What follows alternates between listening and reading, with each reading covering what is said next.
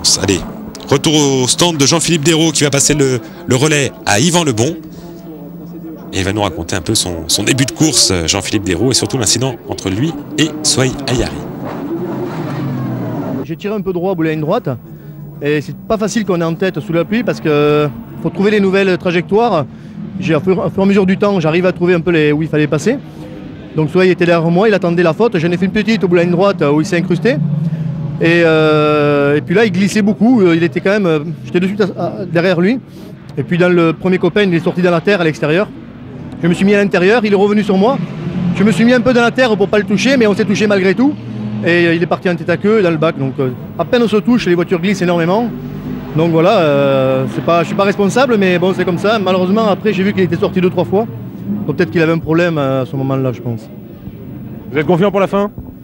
Là non, pour l'instant, mais j'espère que Yvan va faire du bon boulot et il en est capable. Donc s'il tient, ça peut le faire aujourd'hui, oui.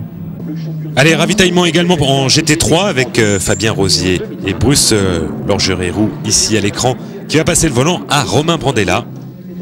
Ils sont parmi les derniers à rentrer pour les changements de pilote.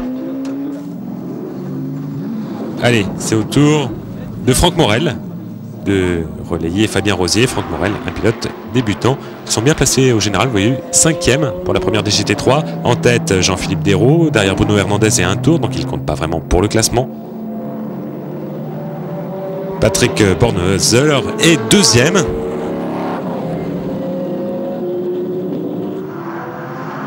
Et 3e, Éric Debar remonté. Il a dépassé l'autre voiture du Team Tares.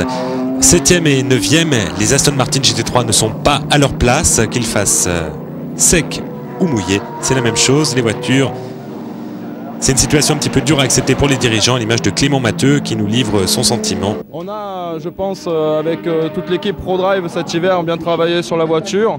La catégorie GT3 est bien une catégorie qui doit rester sans trop de développement sur les voitures. Notre voiture, sur un plan européen, est très bien. C'est pour ça que notre programme prioritaire cette année est l'Europe. Nous n'allons pas plus travailler sur les voitures et se mettre la tête à l'envers comme on a pu le faire. On va réfléchir sur notre participation au championnat de France plutôt. Pour parler clairement, l'Aston Martin est réglée très dur en suspension et elle s'adapte mal aux gommes Pirelli. Et c'est bien là tout le problème, il n'y a pas grand chose à faire. Allez, retour en tête du GT3 avec toujours cette Viper pilotée par Franck Morel qui résiste et qui est en tête. On voit ici Romain Brandella un petit peu plus loin derrière. Romain Brandella qui a sorti la voiture et qui l'a détruite vendredi, donc certainement qu'il ne va pas tenter le diable.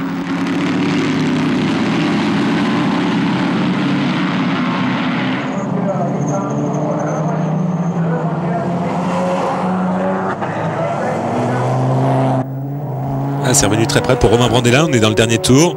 Très près derrière Franck Morel. Et finalement, vous allez voir que c'est la Viper qui va s'imposer sous la pluie devant la Ferrari.